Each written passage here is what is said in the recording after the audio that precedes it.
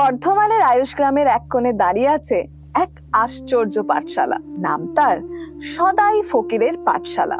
এই পাঠশালার শিক্ষক সুজিত চ্যাটার্জি।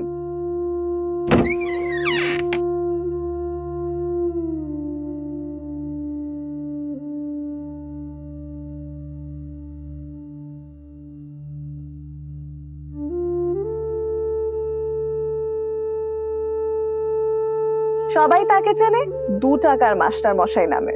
যেখানে আজ শিক্ষা হয়েছে ব্যবসা, সেখানে মাত্র 2 টাকায় তিনি পৌঁছে দিচ্ছেন আলো অসংখ্য দরিদ্র ছাত্রছাত্রীর জীবনে। তিনি জানেন টাকার অভাব হয়তো অনেক কিছু কেড়ে নেয়, কিন্তু শিক্ষার আলো কেড়ে নিতে পারে না কেউ। আমি রিটায়ার করেছি 2004 সালে এবং আমাদের এই এলাকাটা খুব পুয়ার এরিয়া। তো ছেলেমেয়েদের একটু সাহায্যের জন্য কাছাকাছি কোনো টিউশনি টিচার ওরা পায় না।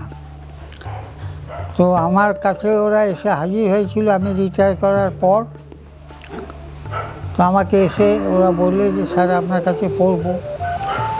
তা আমি বললাম যে পড়বি যদি সে তো ভালো কথা, কিন্তু এত দূর থেকে আসবি কী করে? প্রায় 22-24 কিলোমিটার দূরে জঙ্গলমহল এরিয়া, জঙ্গলের ভিতরে ভিতরে গ্রাম, হেদগড়িয়া, জাগিকান্দর, তারপরে গেঁড়াই, বিষ্ণুপুর, এই সমস্ত গ্রামগুলো সব একবার জঙ্গলের ভিতরে।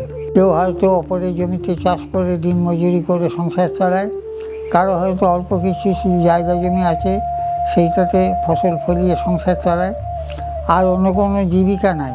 আমি যখন রিটায়ার করলাম ওরা খবর পেয়ে আমার কাছে এলো, বললে আপনার কাছে পড়বো স্যার। তাই আমি বললাম অত দূর থেকে আসবি কী করে? আমরা সাইকেলে আসবো। তা জঙ্গলের ভিতরে ভিতরে 20-22 কিলোমিটার রাস্তা। আমি বললাম তোরা যদি আসতে পারিস তো আমি পড়িয়ে দেবো, আমি তো ঘরেই থাকি। খুব খুশি ছেলে মেয়েগুলো। তারপরে ওদের জীবনের সঙ্গে জড়িয়ে যে প্রশ্নটা কত মাইনে দিতে হবে স্যার। তা আমি বললাম দেখ আমার মাইনে হচ্ছে বছরে 1 টাকা, দিবি তো?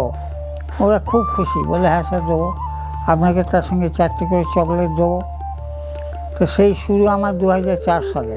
এই বাড়িতেই বড় হয়েছি। আমার বাবা এখানকার জমিদার ছিলেন, আর এইখানটায় কাছারি বসতো। আমি দেখি ছোটোবেলায় বাবা এখানে খাটের উপর বসতেন, ওই দপ্তর নিয়ে চাষিরা আসতো, এসে খাজনা দিত, চলে যেত। এটা আমার নিজের চোখে দেখা।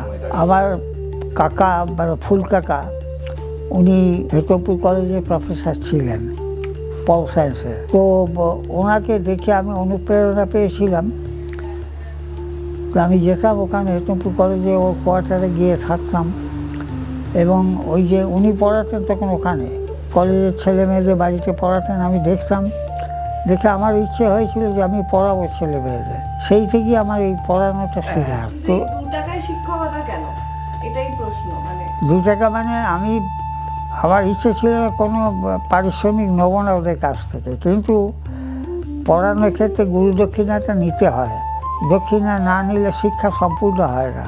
সেই জন্য আমি 1 টাকাই নিচ্ছিলাম। স্যার বলেছিলেন যে আমি বছরে 1 টাকা নিতাম, কিন্তু আমাদের ছাত্রছাত্রীরা যেহেতু আমাদের থেকে টিউশন পড়াচ্ছে তারা একটু বেশি টাকা নেয়, সেই জন্য আমি তোমাদের কাছ থেকে 1 টাকা থেকে 2 টাকা মাইনে নিচ্ছি। আগে আমার অনেক স্যারের কাছে পড়েছি, কিন্তু এরকম স্যার দেখিনি। স্যার আমাদেরকে পড়াবেন, তো স্যার বলেছিল যে হ্যাঁ পড়াবো, কিন্তু মাইনে দিতে হবে। তখন আমরা একটু ঘাবড়ে গেছিলাম, কিন্তু তারপর কিছুক্ষণ পর স্যার বললো যে হ্যাঁ দিতে হবে মাইনে, কিন্তু আমাকে বছরে 2 টাকা লাগবে। যে আমি এইভাবে পড়াচ্ছি দেখে এখন কিছু ছেলে মেয়ে যারা হয়তো স্কুলে পড়ায় তারাও ওই বিনা বেতনে পড়ানো শুরু করেছে। একটা আশার ব্যাপারেই যে তাদের সংসার খুব অভাবের সংসার, খুব যে ধনী তা নয়, কিন্তু সে অভাবের সংসারে ওরা ওই 1 টাকা নিয়ে পড়াচ্ছে, শুরু করেছে আর কি। তো এইটি হচ্ছে আশার কথা যে হ্যাঁ আরম্ভ হয়েছে। এই মানসিকতাটা যদি থাকে তাহলে সেটা সমাজের পক্ষে হিতকারক হবে। সুজিত চ্যাটার্জি শুধু পড়ান না, তিনি গড়ে তোলেন মানুষ।